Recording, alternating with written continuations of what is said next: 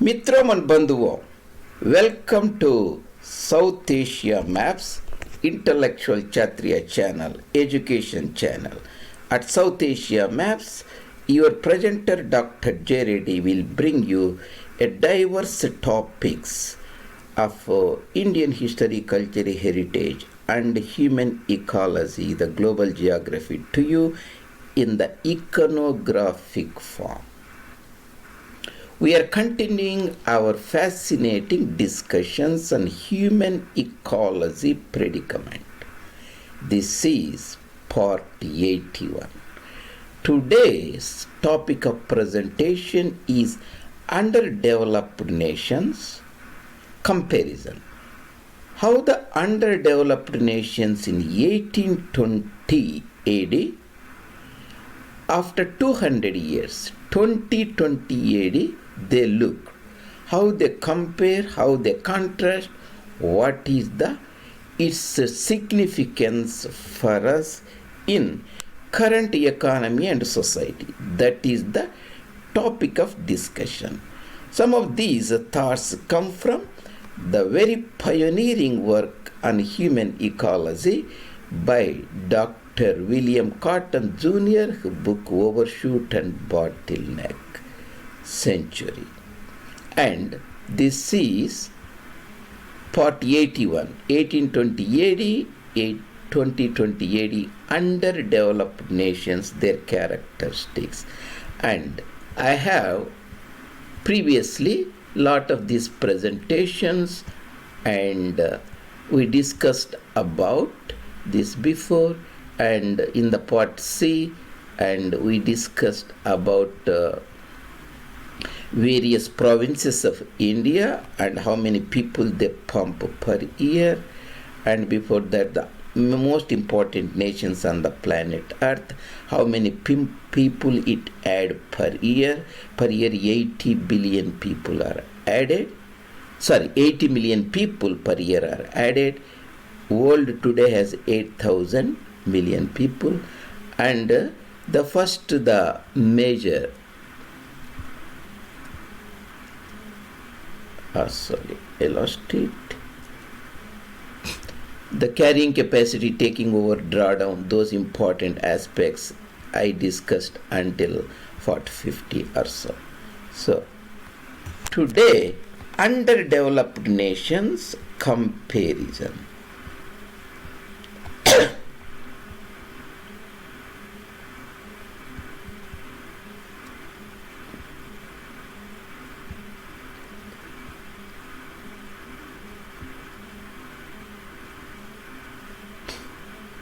These are the underdeveloped nations. Why 1800 or 1820 are very important? Because in 1800 and 1820, that's the way steam engine was assembled close to 1800, and Malthus, the population, the paper published, and these countries were underdeveloped countries. Canada, United States, United Kingdom, Germany and France. These are the countries later become developed countries. At that time in 1820s, the United States, Canada, Australia, these are the underdeveloped nations. We compare those underdeveloped nations of 1820s. Now they are considered to be a developed or economically developed, very complex industrial societies. We compare with the current underdeveloped nation. Sometimes people use metaphorically, instead of underdeveloped, they say it's a developing country. But the word does not matter. Let's take, for example, the Brazil and Nigeria here, and Ethiopia here. This is the Egypt, Misr and Ethiopia, Tanzania, Kenya, India, Bharat, Pakistan, China and Indonesia and so on. These are the current in 2020s underdeveloped or developing nations. If you look at the population of 1820s, and this is an approximate population. United States has around about 5 million people or so, and Canada has 1 million people, Australia 1 million people. United Kingdom Again, this is a speculation or estimation. The figures may not be exactly. Here I have put 21 from one source, but other sources give around about 10 or 11 for the United Kingdom. And Germany, and at the time Prussia, and almost the similar population. Now France has around about 66 or 70 million people. Germany has 80 million people. United Kingdom has around about 66 million people. Lot of people have migrated to United States. Give or take, maybe round about their upper tens, we can say. There was very less population at that time. So now the current underdeveloped nations of the modern world, 2020, China has a 1500 million people, India has a 1400 million people, Pakistan, Bangladesh has a 400 million, South Asia, south of Khyber, has around about 1800 million people, China has a 1500 million people, Indonesia around about 270, Nigeria 215, and Brazil. So if you add Brazil, Nigeria, Indonesia, they come around about 700 people. And Egypt has 110, and Ethiopia the same thing, Congo same thing, pretty close, 300 million people. Tanzania, Kenya here. Being an underdeveloped nation in 1820 is very different now. Suppose on the planet Earth today there are 1400 million cars, among which 300 million are in China mainland, 350 or so United States.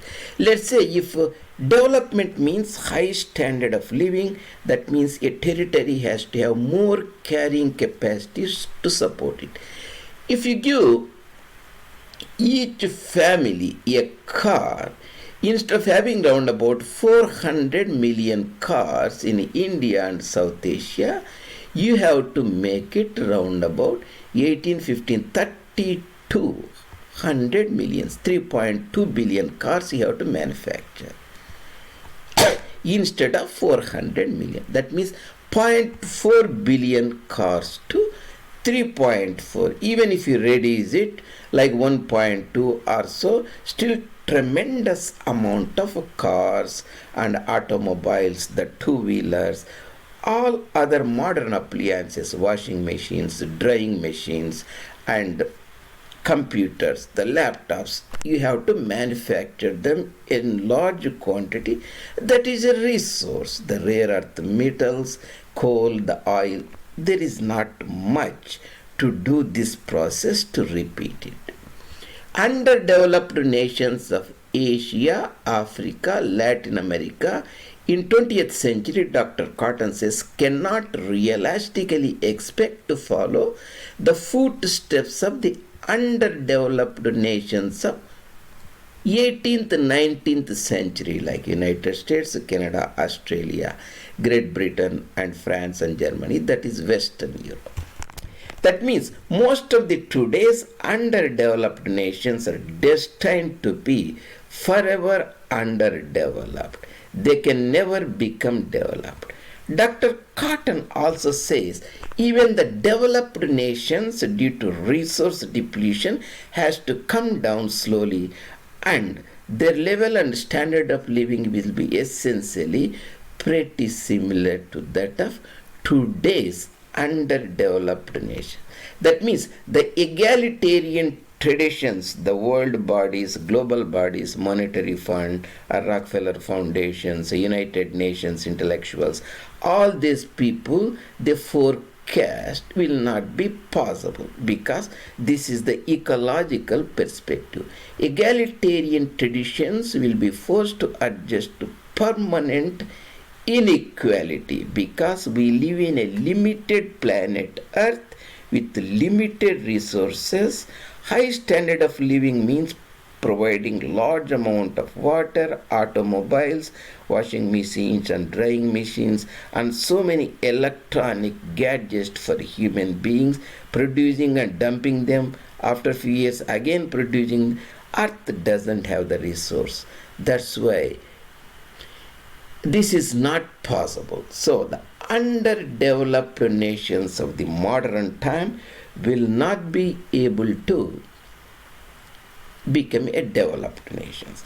Of course, saying this will not be generally palatable or acceptable to most of the modern the intellectuals who are raised in pre-ecological paradigm or cornucopian paradigm.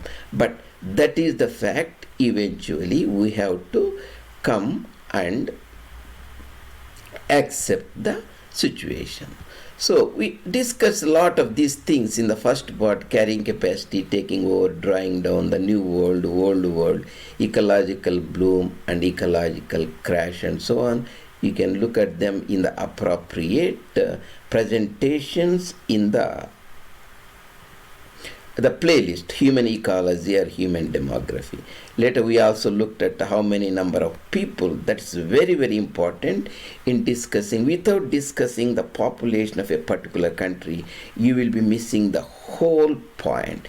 A territory having less number of people can provide a economic affluence and prosperity. If a territory you put more number of people, inversely it affects the economic prosperity. How many number of people are pumped into the planet Earth by important countries? India pumps for every decade 100 million people, China 50, Nigeria 50, and so on. I discussed, and I also discussed important provinces of India and whether that's going to really help the family planning. So just now we looked at 1820s AD and 2020 AD, 200 years later, underdeveloped nations. What is exactly the difference and similarities? At that time, there were very few nations and very few people, and providing them the oil-based, fossil fuel-based effluence was very easy. Now all these low-hanging fruits have already captured by these nations. Very little amount of coal, good quality coal, oil, and natural gas resources are left on the planet Earth. So this is not going to be a repeatable event that we have to come to terms. That is the major difference between underdeveloped nations of 1820, United States, Canada, Western Europe, to modern 2020s underdeveloped nations like Brazil, Nigeria, and South Asia, and so on. Thank you very much, Mitram and Bandhu, on joining today. And I appreciate if you like the presentations, you can post your comments and share them with your friends. See you later in other presentations. Dr. J. Reddy, South Asia Maps.